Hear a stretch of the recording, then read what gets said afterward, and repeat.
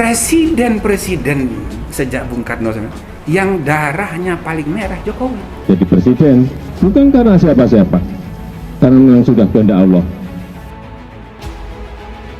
Jadi semua itu punya darah biru semua. Yang darahnya paling merah Jokowi. Maka peluang untuk mengadakan transformasi, perombakan budaya feodal sekarang ini. Saya akan berteman juga dengan abang-abang saya berdua ini, Bang Fahri dan Bang Fadli. Ya, saya jujur belum melihat ada satu yang bisa diteladani dari abang saya berdua ini. Kalau dari sudut pandang etika dan kepatutan, nah ini yang membuat saya menjadi tertawa dan kenapa saya bilang lelucon paling lucu abad ini. Apa sih yang sebetulnya yang sudah dilakukan oleh Bang Fahri sama Bang Fadli sehingga diganjar dengan bintang Mahaputra? Yang memberikannya kan kepala negara. Jadi kalau nanti saya kembalikan nanti kurang sopan gitu ya.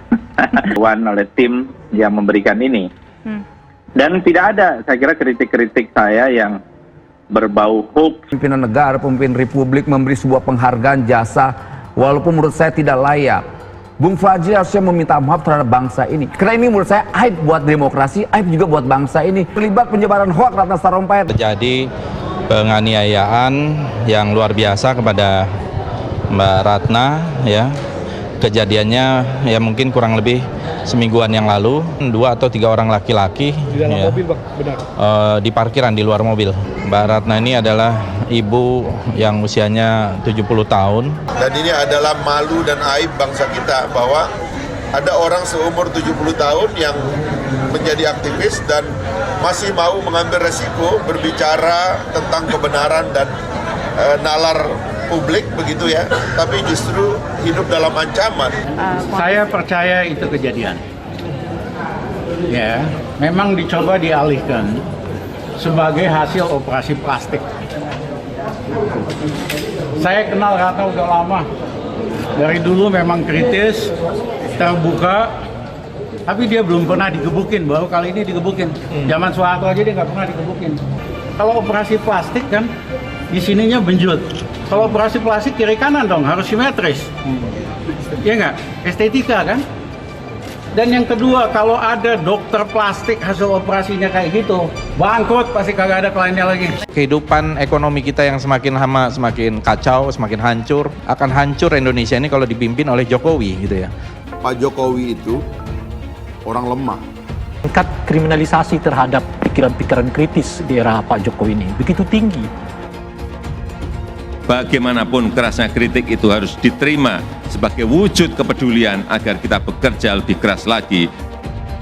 Pak Jokowi, bahwa kritik ini pun oleh Pak Jokowi dihargai sebetulnya karena bintang kritiknya pun diberi penghargaan.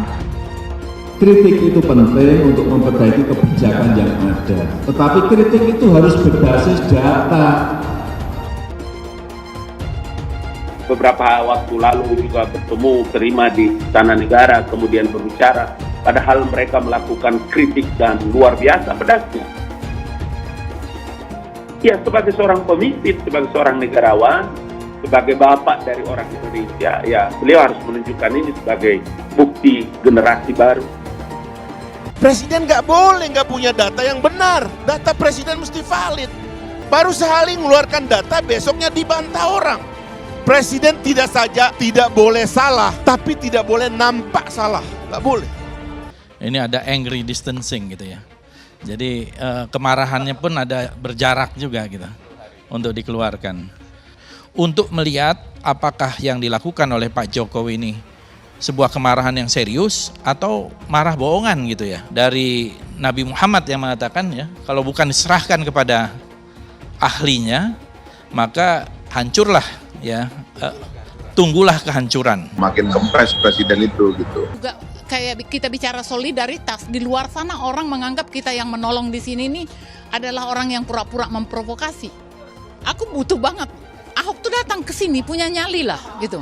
Jadi jangan dia bikin aturan, dia ini kan seperti aturan dia tuh begitu kuat, terstruktur gitu dan jatuh ke bawahan kayak satu komando. Pancasila Soekarno, ketuhanan ada di pantat. Anak Tuhan dari mana? Kalau Yesus anak Tuhan, bidangnya siapa? Besok di seluruh wilayah Indonesia kami katakan bahwa Padahal dia minoritas. Dia mulai kau pertama kafir.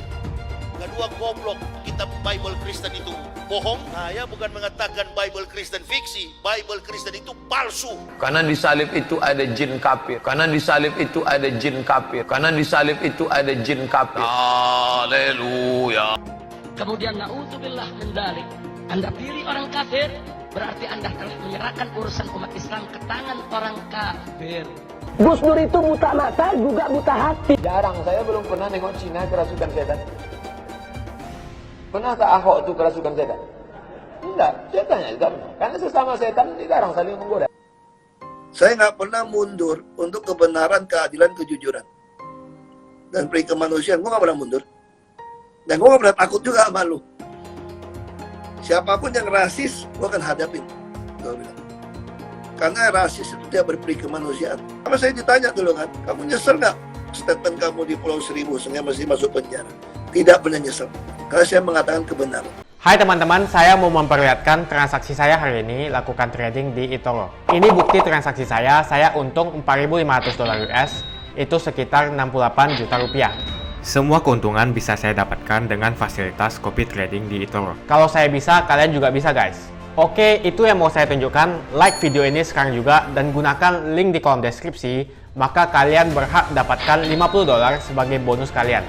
Promo ini ada masa waktunya guys, jadi jangan ketinggalan. Bukan cuma itu saja guys, kalian juga bisa menikmati trading global tanpa komisi yang belum difasilitasi oleh broker lokal atau lainnya. Selamat menonton guys, enjoy! Hai semua, dengan saya Jonas Leong. Terima kasih banyak buat kalian penonton setia yang selalu menonton di channel ini. Saya secara personal sangat menghargai waktu kalian. Dan saya sudah menganggap kalian sebagai family karena kalian selalu support di channel ini.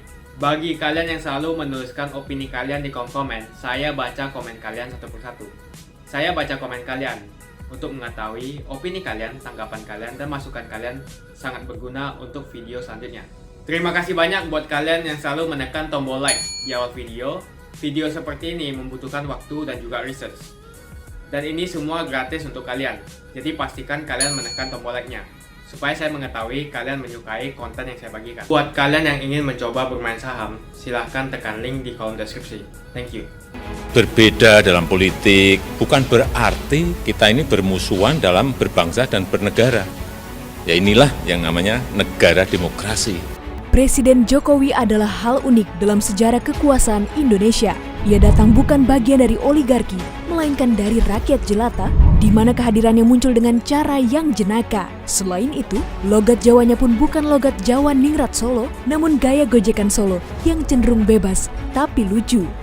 Dalam dunia yang semakin egaliter, gaya Jokowi mengingatkan pada Dono yang asli Klaten ataupun Sri Mulatan Balai Kambang, di mana di balik wajah lugunya itu tersembunyi kecerdasan dan mata intel yang menyelidiki bila sedang tertawa dan memandang seseorang.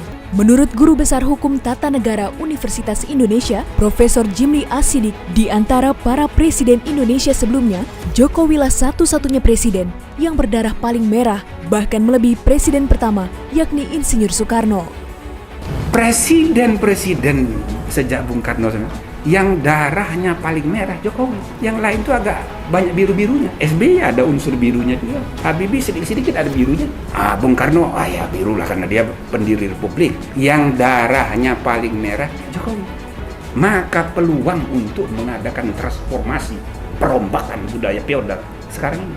Jokowi melakukan game power yang tak pernah terduga dengan strategi ala Solo yang glenik atau akrab tanpa batas kepada lawan bicaranya.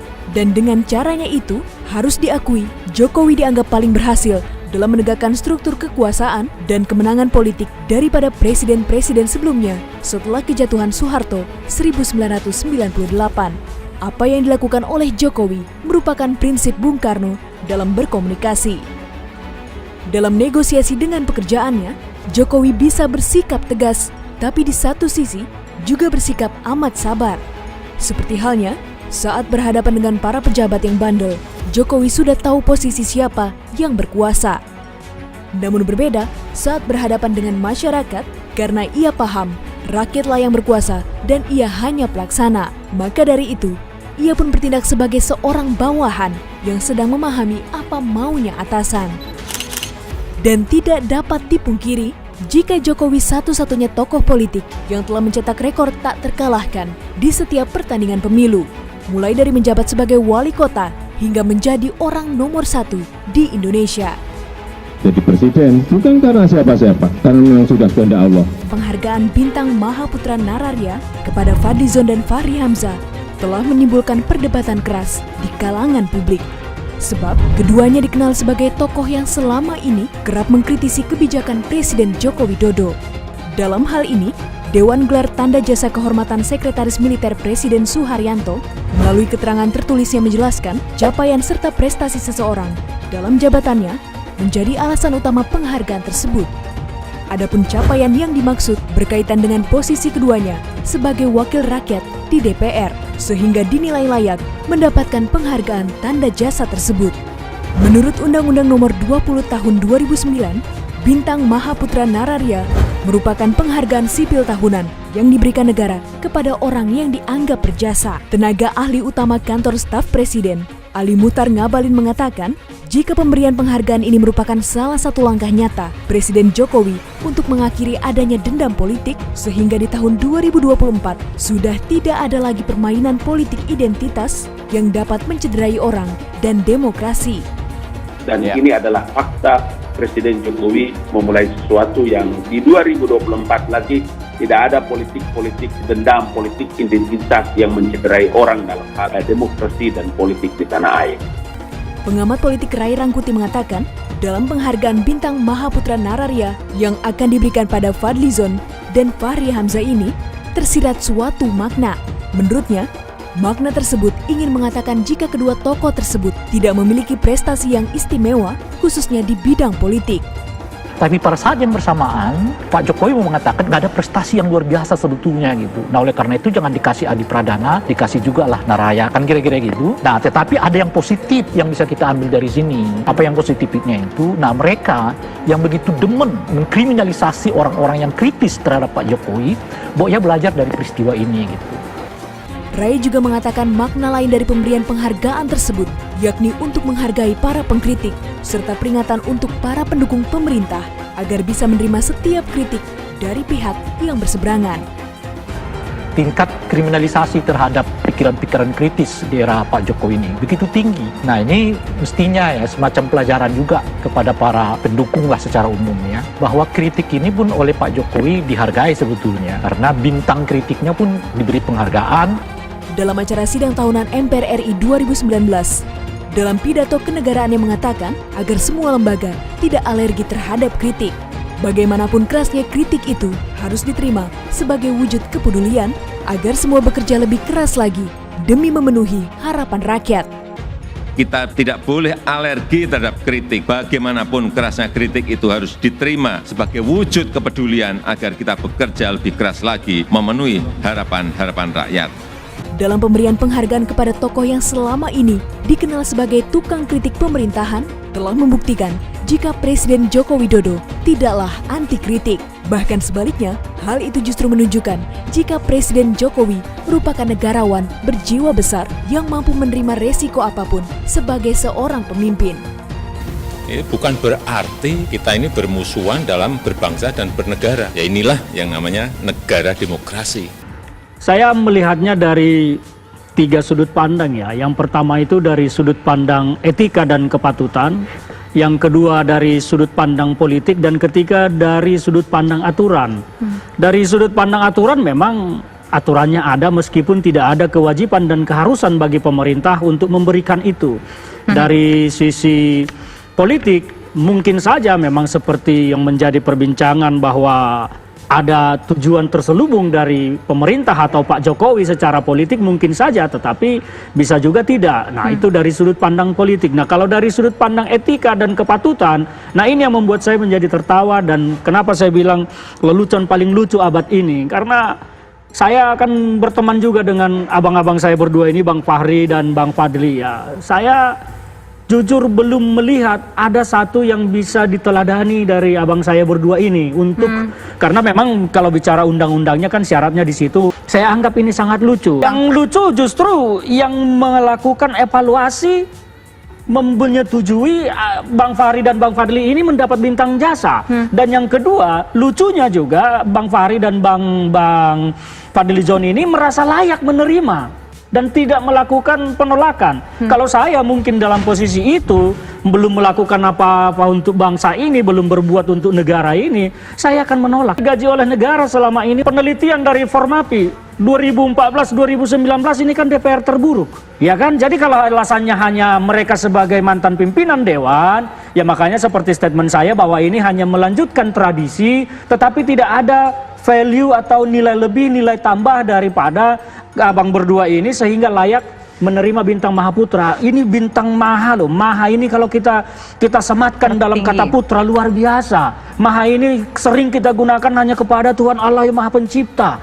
Iya kan? Sekarang Mahaputra ini menjadi, beliau berdua ini menjadi putra bangsa yang amat sangat teramat besar di Republik ini. Saya bingung menempatkan diri saya di Republik ini mau jadi apa lagi. Ini kan sebelum diberikan tentunya selagi proses masih berjalan. Karena beliau berdua ini kan tentu tahu ketika nama mereka diusulkan oleh DPR. Tidak mungkin DPR mengusulkan nama beliau berdua. Ya, artinya apa? Ketika dikonfirmasi akan diajukan, kalau saya ini merasa saya belum berbuat apa-apa untuk bangsa, saya akan menolak terus terang. Jadi kalau hanya sebagai pimpinan DPR terus merasa sudah berbuat dan mengabdi kepada bangsa dalam 5 tahun, bagaimana pengabdian kawan-kawan kita pejabat lain? Tapi kalau kita melihat dari sudut pandang kepatutan, ya kepatutan tadi, sebetulnya pengabdian apa sih yang sudah dilakukan sehingga harus layak menerima bintang Mahaputra yang sangat besar? Penghargaan tertinggi bagi seorang sipil, ya, bintang paling tinggi. Nah, itu yang kita pertanyakan. Apa sih yang sebetulnya yang sudah dilakukan oleh Bang Fahri sama Bang Fadli sehingga diganjar dengan bintang Mahaputra? Nah, kalau memang hanya karena beliau mantan pimpinan DPR, ya seperti yang saya bilang tadi bahwa ini hanya meneruskan tradisi, tidak ada nilai lebih, tidak ada sesuatu poin yang bisa kita ambil dari sini, tetapi hanya tradisi diberikan mengikuti apa yang sudah terjadi bertahun-tahun lalu. Jadi ya apa yang mau kita permasalahkan kalau memang hanya bicara kepada meneruskan tradisi. Ya saya pikir ke depan harus dievaluasi aturannya, bahwa harus dinyatakan di undang-undang itu bahwa semua pejabat dan pimpinan dalam level tertentu wajib mendapatkan. Jadi tidak lagi mungkin namanya atau dirubah, jangan mahal lah, terlalu tinggi, bintang atau medali apa mungkin lebih layak. Karena berbahasa kata maha dengan putra digabung ini kan bagi saya luar biasa sekali gitu loh. Yang memberikannya kan kepala negara. Jadi kalau nanti saya kembalikan nanti kurang sopan gitu ya. Dan lagi pula bagi saya ini sebuah penghargaan bagi rakyat sebetulnya, karena terkait dengan tugas sebagai pimpinan lembaga tinggi negara, lembaga perwakilan rakyat, dan itu kan artinya pengakuan juga terhadap demokrasi. Tadi Presiden setelah ada ucapan-ucapan selamat, saya dan Pak Fahri diminta untuk tinggal sebentar, diajak ngobrol, kemudian diminta juga bicara secara dadakan gitu ya, improvisasi kayaknya itu. Nah, kemudian disampaikan bahwa walaupun lawan politik, berbeda politik, tapi persoalan bangsa dan negara kan kita sama. Dan saya kira pernyataan itu tepat gitu. Ini artinya pengakuan kepada demokrasi. Ini ada kemajuan. Mudah-mudahan ini akan menjadi tren juga ke depan bahwa demokrasi itu memang harus ada perbedaan dan kita menanggapi perbedaan itu biasa-biasa saja gitu. Iya, yang menilai itu kan rakyat ya. Yang menilai itu rakyat dan DPR itu pencerminan dari perwakilan rakyat. Apakah rakyat memilih kita atau tidak? Nah, itu salah satu indikator kan, bagaimana suara rakyat itu tersalurkan atau tidak. Kita menjalankan DPR itu kan bukan hanya melakukan kritik atau pengawasan, tapi juga memimpin kelembagaan. Dan banyaklah di situ. Tapi untuk apa kita membicarakan itu? Karena itu sudah dikaji tentu oleh Dewan, oleh tim yang memberikan ini. Dan tidak ada, saya kira kritik-kritik saya yang berbau hoax ya, semuanya mempunyai dasar. Nah, bahkan menurut saya kritik-kritik saya di berbagai bidang itu cukup sopan gitu ya, dibanding dengan kalau kita lihat peradaban demokrasi di negara lain. Jadi begini, hoax yang mana? Ratna Sarumpait waktu itu mengadu dan sudah ada proses hukum, tidak ada apa-apa. Kemudian yang bersangkutan juga sudah menjalani apa yang dilakukan ya. Jadi nggak ada sama sekali, itu udah selesai proses hukum, bahkan sudah keluar yang bersangkutan dari situ. Saya hanya menerima pengaduan dari masyarakat, justru saya menjalankan tugas saya. tapi ternyata yang bersangkutan berbeda. Jadi ini nggak usah diulang-ulang yang seperti ini. Ini datang dari Presiden sebagai kepala negara melalui berbagai pertimbangan. Itu yang dinyatakan oleh Presiden, tanya pada Presiden. Presiden ini di periode terakhir ini tidak selayaknya lagi dilibatkan dalam konflik gitu. Dan itu sebabnya banyak sekali pekerjaan yang harusnya ditanggung oleh mereka-mereka yang berada di sekitarnya. Ya, saya memberi contoh kasus COVID ini. Waktu kami dengan Presiden ketemu, kan beliau sampai mengatakan dia itu nggak pernah turun berat badan lebih dari sekilo. Dia bilang sekilo naik lagi, sekilo naik lagi. Sekarang ini udah turun 3 kilo nggak naik-naik, kata dia begitu. Jadi itu yang saya bilang makin kempes Presiden itu gitu. Ya, saya ingin memberikan payung kepada periode terakhir Presiden, sebab seharusnya Presiden ini punya legasi yang paling besar sekarang di tengah COVID dan sebagainya itu. Legasi paling besarnya adalah bagaimana mengantarkan kita bangsa Indonesia dalam transisi yang begini banyak ancamannya. Pertumbuhan ekonomi sekarang minus 5% ya. 5,3, dan itu bisa berefek kepada dropnya tingkat kesejahteraan rakyat secara umum. Kalau kesejahteraan rakyat itu drop secara masif, itu bisa berefek kepada keresahan massal dan itu bisa berbahaya sekali. Saya tidak terlalu mengkhawatirkan, saya bilang sama Presiden waktu itu, tidak mengkhawatirkan orang-orang di daerah-daerah, sebab pada dasarnya akses mereka kepada sumber daya alam itu baik. Tetapi yang kita khawatirkan itu orang-orang miskin perkotaan yang bisa menjadi sangat terganggu oleh situasi ini. Nah, kan kita nggak boleh membiarkan transisi kita kacau karena ada mismanagement akibat krisis yang datang ini gitu. Karena krisis ini kan krisis yang melanda dunia, bukan cuma melanda Indonesia. Nah, saya membayangkan harusnya ada cara baru mengelola transisi ini, dan karena itulah kami akan selalu menawarkan pikiran-pikiran baru bahwa sesungguhnya justru dalam krisis seperti ini kita bisa menemukan jalan keluar yang lebih baik. Bahkan ini bisa menjadi momen awal bagi kebangkitan Indonesia ke depan. Optimisme harus dikembangkan, jalan pikiran dan jalan keluar bagi krisis ini harus ditemukan gitu. Nah, tadi Presiden mengatakan menghargai perbedaan pendapat dan sebagainya. Ini juga sinyal kepada semua orang yang terlalu gemar mengkriminalisasi pikiran orang.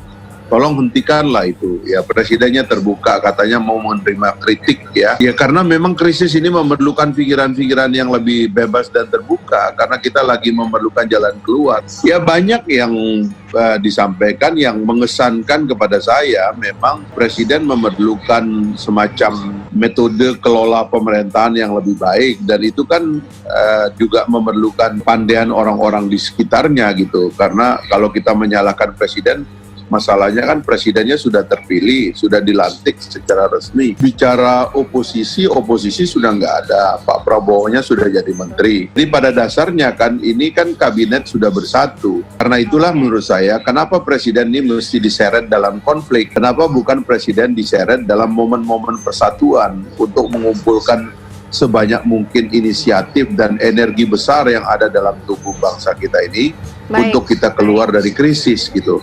Saya kira makna daripada pernyataan singkat Presiden tadi juga waktu menyampaikan alasan memberikan tanda jasa itu juga itu ke arah sana maksudnya. Kasih banyak buat kalian yang nggak skip dan nonton video ini sampai habis.